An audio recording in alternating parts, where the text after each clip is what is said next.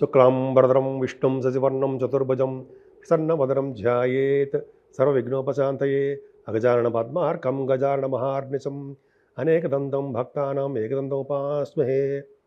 ఓం గం గణపతయే నమః. ఓం శ్రీమాత్రే నమః. ఓం శ్రీ గురుభ్యో నమః. ఓం శ్రీరామచంద్రాయ నమః. అందరికీ తెలుగు రాష్ట్రాల్లో ఉన్న అందరికీ, మీ ఈ టీవీ చూస్తున్నటువంటి ప్రేక్షకులందరికీ, తెలుగు రాష్ట్రాల్లోనూ విదేశాల్లోనూ అన్ని చోట్ల నన్ను చూస్తున్న ఈ టీవీని చూస్తున్నటువంటి మీ అందరికీ పేరు పేరున నా హృదయపూర్వక నమస్కారాలు, శ్రీరామనవమి శుభాకాంక్షలు. ఇప్పుడు మనం శ్రీరామనవమి యొక్క విశిష్టత, గొప్పదనము గురించి తెలుసుకుందామండి.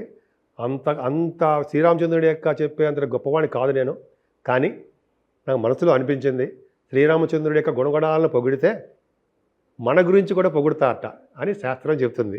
అలాగే మనం శ్రీరామచంద్రుడి యొక్క ప్రభావం తెలుసుకుందామండి. ఆయన యొక్క పూజలు ఎలా ఉంటాయో ముందు తెలుసుకుందాము. ముందు శ్రీరామచంద్రుడి గురించి చెప్పే ముందర ఒక చిన్న శ్లోకం. శ్రీరామ రామ రామేతి రమే రామే మనోరమే సహస్రనామ తత్తుల్యం రామనామ వరాననే. జై శ్రీరామ్.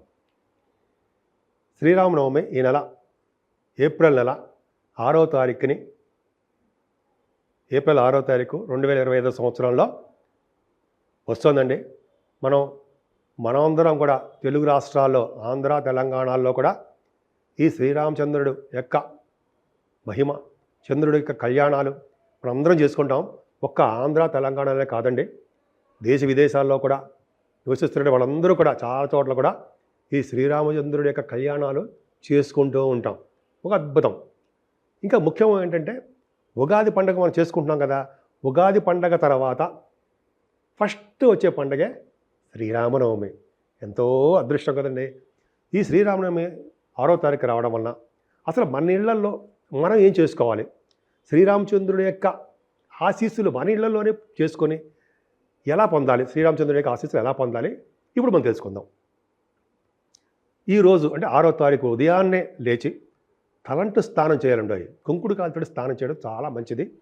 కుంకుడు కాలుతో స్నానం చేయడము, అంతేకాకుండా కొత్త బట్టలు, మంచి మంచి బట్టలు ధరించి మన పూజా మందిరంలోకి వెళ్ళి దైవ దర్శనం చేసుకుంటే శ్రీరామచంద్రుడి యొక్క అష్టోత్తరము, శ్రీరాముడు అమ్మవారి యొక్క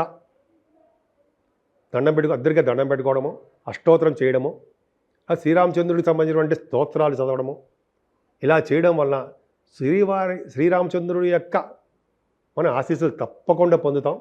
ఇదే రోజుని, శ్రీరామనవమి రోజుని మనం పానకం, వడపప్పు నైవేద్యం పెట్టడము, కొబ్బరికాయ కూడా కొడతామండి. మన కోరికలు తీరాలంటే ప్రతి గుళ్ళోనూ ఖచ్చితంగా మనం కొబ్బరికాయ కొడతాం. అంతేకాకుండా పానకం, వడపప్పు కూడా మనం నైవేద్యంగా పెడతాం స్వామివారికి. పానకం, వడపప్పు నైవేద్యం పెట్టడం వలన భార్యాభర్తల యొక్క అన్యోన్య దాంపత్య జీవితము, అనురాగము, అదృష్టము పెనవేసుకుంటూ ఆయన అంటే శ్రీరామచంద్రుడు సీతమ్మ వారిలాగా ఎప్పుడు అన్యోన్య దాంపత్య జీవితం గడుపుతారు అని శాస్త్రం. అందుకని చాలామంది చూడండి, పానకాన్ని, వడపప్పుని భక్తి శ్రద్ధలతోటి శ్రీరామచంద్రుడికి నైవేద్యంగా పెడతాం. అంటే స్వామివారి యొక్క కరుణ కటాక్షాలు మనమే ఉండాలని మనం చేస్తూ ఉంటాం. సరేనా? అది అయిపోయింది.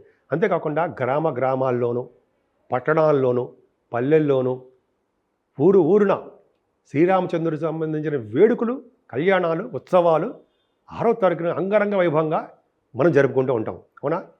అందున భద్రాచల రాముడు శ్రీరామచంద్రుడు, అబ్బా అద్భుతం.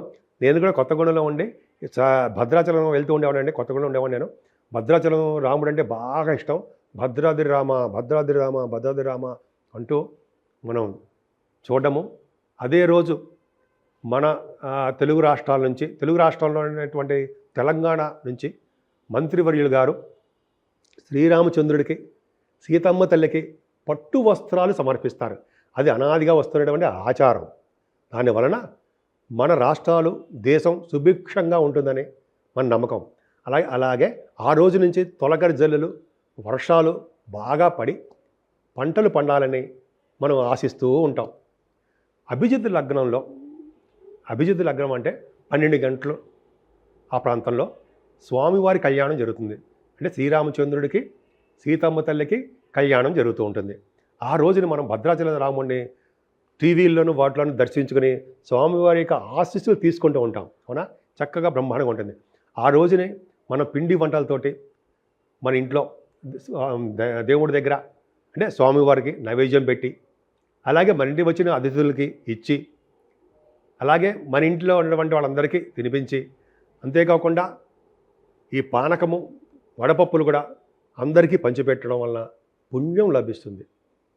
ఈ విధంగా రాత్రి సాయంత్రం పూట కొత్త బట్టలు కట్టుకోవడం, స్వామివారి ఆలయాలకి వెళ్ళడము, మధ్యాహ్నం పూట కూడా మనం చాలామంది వెళ్తూ ఉంటాం.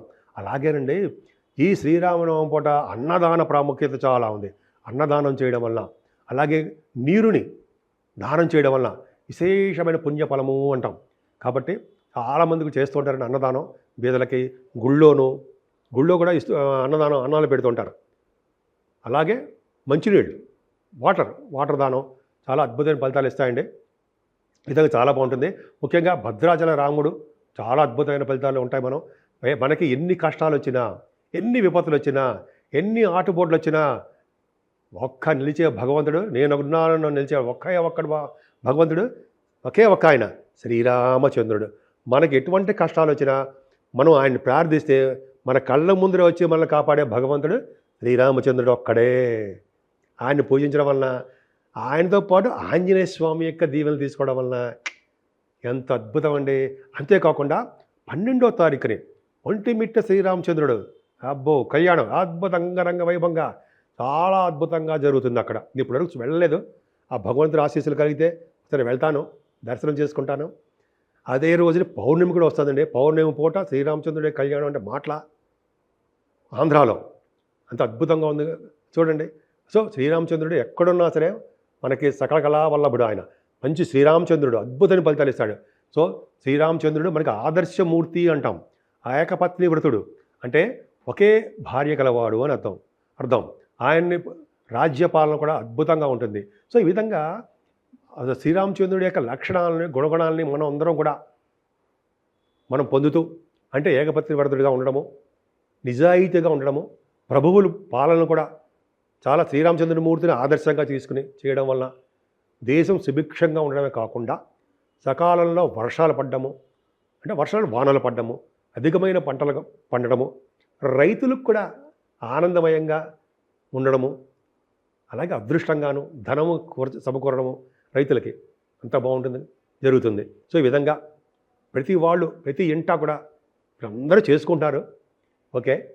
అలాగే మీరు శ్రీరామచంద్రుడికి ఈ సంవత్సరం మొత్తం కూడా అంటే శ్రీరామచంద్రుడికి పూజ చేసుకోవడం వలన శ్రీరామచంద్రుడికి అమ్మవారు కూడా సీతమ్మవారు, లక్ష్మణుడు, భరత శత్రుఘ్నుడు, ఆంజనేయ స్వామిని మనం దర్శించుకొని భద్రాద్రి రాముడిని దర్శనం చేసుకోవడం వల్ల ఒకవేళ వెళ్ళినా అద్భుతం, లేకపోతే ఇంట్లోనే దండం పెట్టుకోవడం వల్ల స్వామివారి కరుణా కటాక్షాలకి మనం సిద్ధిస్తాయి. మీరందరికీ కూడా పేరు పేరున శ్రీరామచంద్రుడి యొక్క కరుణా కటాక్షాలు కలగాలని ఈ సంవత్సరం నుంచి వచ్చే సంవత్సరం శ్రీరామచంద్రుడు వచ్చేంత వరకు కూడా ఎప్పుడు వీరు భోగభాగ్యాలతోటి ఆరోగ్యవంతులుగా, ఐశ్వర్యవంతులుగా, ప్రతి పనుల్లోనూ ముందంజలో ఉంటూ అందరికీ మేలు చేస్తూ నిజాయితీగా ఉండాలని, దేశం సుభిక్షంగా ఉండాలని, పంటలు సకాలంలో పండాలని, అంటే వర్షాలు కూడా కురవాలని నేను మనస్ఫూర్తిగా శ్రీరామచంద్రుడిని కోరుకుంటున్నాను. మీ అందరికీ శుభం కలగాలని నేను మనస్ఫూర్తిగా కోరుకుంటున్నాను.